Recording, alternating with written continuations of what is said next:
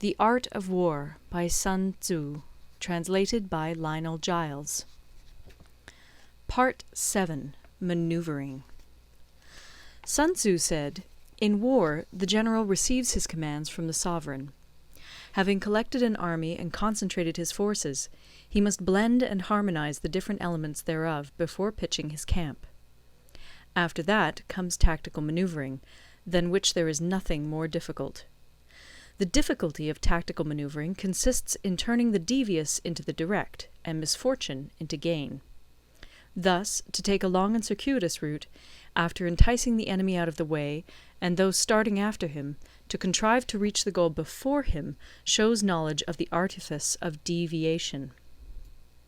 Maneuvering with an army is advantageous, with an undisciplined multitude most dangerous. If you set a fully equipped army in march in order to snatch an advantage, the chances are that you will be too late. On the other hand, to detach a flying column for the purpose involves the sacrifice of its baggage and stores. Thus, if you order your men to roll up their buff coats and make forced marches without halting day or night, covering double the usual distance at a stretch, doing 100 li in order to wrest an advantage, the leaders of all your 3 divisions will fall into the hands of the enemy. The stronger men will be in front, the jaded ones will fall behind, and on this plan only 1/10 of your army will reach its destination. If you march 50 li in order to outmaneuver the enemy, you will lose the leader of your first division, and only half your force will reach the goal. If you march 30 li with the same object, 2/3 of your army will arrive. We may take it then that an army without its baggage train is lost, without provisions it is lost, without bases of supply it is lost. We cannot enter into alliances until we are acquainted with the designs of our neighbours. We are not fit to lead an army on the march unless we are familiar with the face of the country, its mountains and forests, its pitfalls and precipices, its marshes and swamps. We shall be unable to turn natural advantage to account unless we make use of local guides. In war, practice dissimulation and you will succeed. Whether to concentrate or to divide your troops must be decided by circumstances. Let your rapidity be that of the wind, your compactness that of the forest. In raiding and plundering be like fire, in immovability like a mountain. Let your plans be dark, and impenetrable as night, and when you move, fall like a thunderbolt. When you plunder a countryside, let the spoil be divided amongst your men. When you capture new territory, cut it up into allotments for the benefit of the soldiery. Ponder and deliberate before you make a move. He will conquer who has learnt the artifice of deviation. Such is the art of maneuvering. The Book of Army Management says, "On the field of battle, the spoken word does not carry far enough. Hence the institution of gongs and drums. Nor can ordinary objects be seen clearly enough. Hence the institution of banners and flags. Gongs and drums, banners and flags, are means whereby the ears and eyes of the host may be focused on one particular point. The host thus forming a single united body, it is impossible either for the brave to advance alone, or for the cowardly to retreat alone. This is the art of handling large masses of men. In night fighting, then, make much use of signal fires and drums, and in fighting by day, of flags and banners, as a means of influencing the ears and eyes of your army. A whole army may be robbed of its spirit. A commander-in-chief may be robbed of his presence of mind. Now, a soldier's spirit is keenest in the morning, by noonday it has begun to flag, and in the evening his mind is bent only on returning to camp.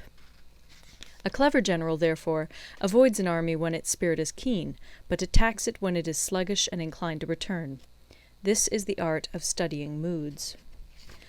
Disciplined and calm, to await the appearance of disorder and hubbub amongst the enemy. This is the art of retaining self-possession. To be near the goal, while the enemy is still far from it, to wait at ease while the enemy is toiling and struggling, to be well fed while the enemy is famished. This is the art of husbanding one's strength. To refrain from intercepting an enemy whose banners are in perfect order, to refrain from attacking an army drawn up in calm and confident array, This is the art of studying circumstances. It is a military axiom not to advance uphill against the enemy, nor to oppose him when he comes downhill. Do not pursue an enemy who simulates flight. Do not attack soldiers whose temper is keen. Do not swallow bait offered by the enemy. Do not interfere with an army that is returning home. When you surround an army, leave an outlet free. Do not press a desperate foe too hard. Such is the art of warfare. End of Part 7. Part 8. Variation in Tactics. Sun Tzu said, "In war, the general receives his commands from the sovereign, collects his army, and concentrates his forces. When in difficult country, do not encamp. In country where highroads intersect, join hands with your allies. Do not linger in dangerously isolated positions. In hemmed-in situations, you must resort to stratagem. In desperate position, you must fight. There are roads which must not be followed, armies which must not be attacked, towns which must not be besieged, positions which must not be contested, commands of the sovereign which must not be obeyed." The general who thoroughly understands the advantages that accompany variation of tactics knows how to handle his troops. The general who does not understand these may be well acquainted with the configuration of the country, yet he will not be able to turn his knowledge to practical account. So, the student of war who is unversed in the art of war of varying his plans, even though he be acquainted with the 5 advantages, will fail to make the best use of his men. Hence, in the wise leader's plans, considerations of advantage and of disadvantage will be blended together. If our expectation of advantage be tempered in this way, we may succeed in accomplishing the essential part of our schemes. If, on the other hand, in the midst of difficulties we are always ready to seize an advantage, we may extricate ourselves from misfortune.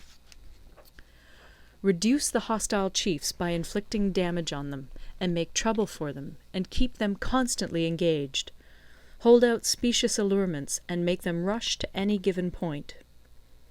The art of war teaches us to rely not on the likelihood of the enemy's not coming, but on our own readiness to receive him, not on the chance of his not attacking, but rather on the fact that we have made our position unassailable.